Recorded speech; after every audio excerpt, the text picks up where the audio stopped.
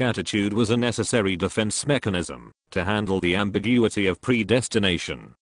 Fueled by our underlying Hobbesian fear, the Calvinist lived a life with a superimposed self-confidence, which led him to pursue his worldly affairs with the utmost diligence. In a Freudian sense, the Calvinist was projecting the aggressive energy from his insecurity out onto the world, thus making him a diligent capitalistic accumulator. This spirit of perpetual accumulation is best explained by the new limitlessness placed on the amount of good deeds one could do. About 2 centuries after the Reformation, Emile Durkheim would describe this idea of limitlessness as a state of anomie. Indeed, Durkheim believes that this anomie lends itself to capitalism. Quote, "In the sphere of trade and industry, anomie, is anachronex that economic progress has mainly consisted in freeing industrial relations from all regulation." End quote. With the power of predestination in God's hands, the Protestant had an exclusive trust in God, and thus, little social trust. This new pessimistic individualism emerging in this new state of anomie is elucidated in Durkheim's elaboration on an anomic society. Quote, "To pursue a goal which is by definition unattainable is to condemn oneself to a state of perpetual unhappiness." End quote. In the Reformation, we begin to see a heightened pessimistic individualism further accentuated by the narcissistic traits espoused by some of the Protestant sects. Individualism, epitomized in the Calvinist notion that God helps those who help themselves, could be enhanced by productive activity manifested as material accumulation. Therefore, during the Reformation, individualistic people wished to show signs of divine election through ceaseless material accumulation, as there was no limit to the good deeds that could be done. In addition, luxurious consumption was seen as a sign of sin. Thus, the Protestants became extremely wealthy. Quote, "When the limitation of consumption is combined with this release of acquisitive activity, the inevitable practical result is obvious: accumulation of capital through ascetic compulsion to save." End quote. Indeed, this puritanical pursuit of wealth as an end in itself seems to clearly point to an insecurity stemmed from an ambiguous destination in the afterlife. So is this aggressive energy from the theological insecurity synonymous with Adam Smith's notion of the quote, "natural effort of every individual to better his own condition." End quote. And does this insecurity explain why this effort quote, is so powerful that it is alone, and without any assistance, capable of carrying on the society to wealth and prosperity? End quote. Indeed, modern day interpretation would assert that man's natural effort has a scientific significance. Weber himself exclaims that religious motives are not found in modern capitalism. Quote, "Today the spirit of religious asceticism, whether finally, who knows, has escaped from the cage. But victorious capitalism, since it rests on mechanical foundations, needs its support no longer." End quote. Is man's natural effort that nourishes capitalism theologically or empirically based? Indeed, Smith does not explicitly answer this, but rather emphasizes that capitalism is a naturalized system with naturally existing characteristics. We can fairly assert that in modernity, capitalism exists, but the underpinning theological forces that drove it during the Reformation do not. In order to speculate on the reasons for this transformation, we must examine capitalism in modernity. Modern thought has been markedly distinguished by empiricism. Perhaps Darwin's publication of The Origin of the Species in 1859 was a crucial event in the transformation from religious to empirical thinking. Darwin's theory seemed to invalidate the literalness of biblical events such as the creation of man by God and original sin.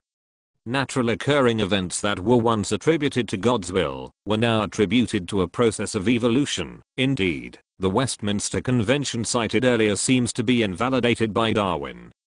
According to Darwin, man was a growth of a species, not a manufacture of God. The social Darwinists sought to explain Smith's vision of capitalism as a naturalized system by describing society as a social organism. Herbert Spencer, a forerunner of this movement, elucidates the connection between Darwin's principles and society. Quote, Yet that societies are not artificially put together is a truth so manifest that it seems wonderful men should have ever overlooked it. You need but to look at the changes going on around or observe social organization and its leading peculiarities to see that these are neither supernatural nor are determined by the wills of individual men, as by implication historians commonly teach, but are consequent on general natural courses and all its aspects, and through all its ramifications. Society is a growth, and not a manufacture. End quote. Indeed, the specific traits of capitalism, namely supply and demand and the division of labor, were argued as naturally occurring by Smith and Spencer alike.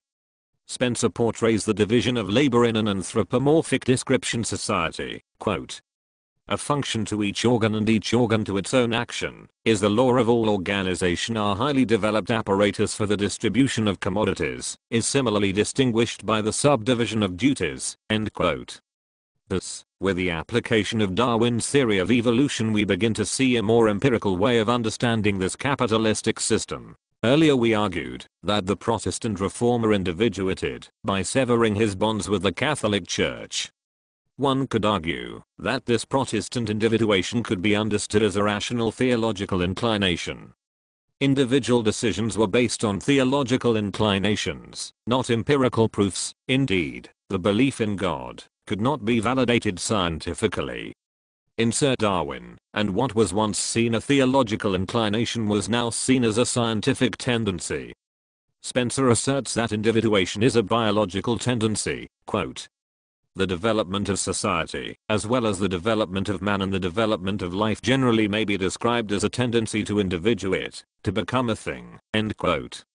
It is arguable that during this endless process of individuation, work as an end in itself became so consuming that its religious motives were lost in the process. Science now explained what was once thought to be the works of God. One could speculate that God was seen as an imposing external power that could only inhibit the accumulation of empirical knowledge. Indeed, religion, empirically invalid, was a barrier to this accumulation. Indeed, the desire for human freedom, accumulating just like everything else, could not leave a place for God.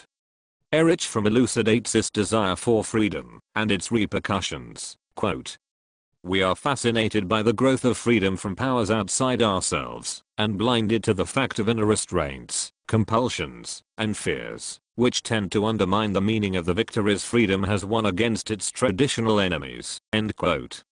These inner anxieties and horrors surfaced during the end of the Industrial Revolution, a time where the accumulation hysteria reached such a peak that not only its religious motives were lost, but the ceaseless production seemed to lack any motive whatsoever. It was only then where we see the emergence of a therapeutic age, which seeks to empirically analyze man's life, which had become utterly meaningless. Modern man understands this transition to modern capitalism as a change in man's social character. David Reisman understands the span of people we have just examined, the Protestant reformer to the men of the Industrial Revolution, as inner directed, quote, the inner directed man can justify his existence not only by what he has done, but what he will do. End quote.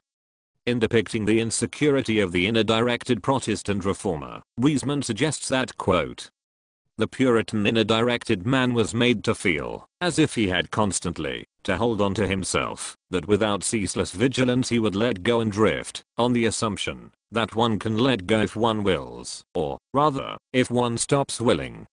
It is as if his character, despite its seeming stability, did not feel stable, and, indeed, the Puritan, in a theological projection of this inner feeling, had constantly to fight against doubts concerning his state of grace or election. End quote. In the time span we have examined, we have observed a transition from a religious to an empirical world through loss of God. Strikingly enough, Reisman refers to this period in which these inner directed types lived as transitional growth. Reisman asserts, quote, transitional growth is a mild way of putting it. The transition is likely to be violent, disrupting the stabilized paths of existence in societies. End quote. Indeed, this might be one way of describing a time where a multi-century-old God had been shoved out of society. In this way,